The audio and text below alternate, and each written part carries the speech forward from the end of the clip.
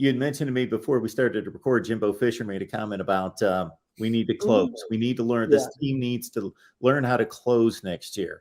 And when I hear that, I think about, okay, well, maybe some of that's on the coaching staff, certainly in regards to game management, game situations, but also, physically, certain positions especially seem to wear down in the fourth quarter. So it could be about conditioning. It could be about poise. It could be about, obviously, execution, concentration, doing the little things right, not making mistakes, all those sorts of things that could tie into possibly closing out some of these games.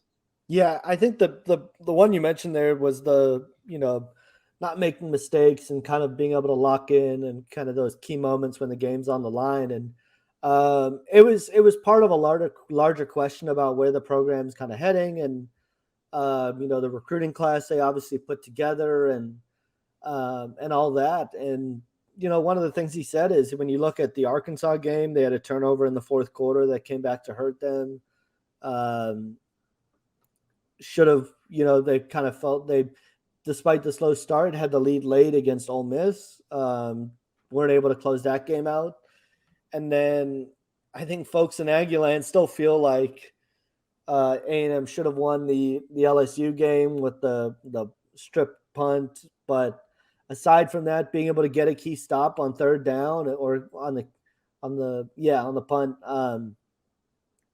being able to get a stop on third down and not let LSU drive right down the field in the last 2 minutes for the go ahead score. I think it's those moments he's talking about that, we need to be able to make the play on third down and get off the field and lock in when the moments are kind of at their biggest. And that starts in practice. That starts with attention to detail in practice. That starts with avoiding penalties, avoiding turnovers.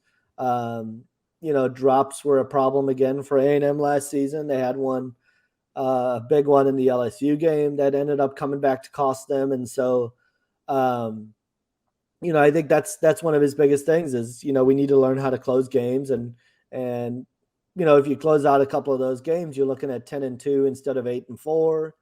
And the narrative coming out of the season is probably a really different picture. Yeah, probably, like you said, everybody in Aggie land believes that they should have closed out the LSU game, except for Max Johnson. He's probably the only one that doesn't think that they should have closed out the LSU game. He's had some fun with that too. I think they've enjoyed having him in the mix now, and he's definitely had some fun with that.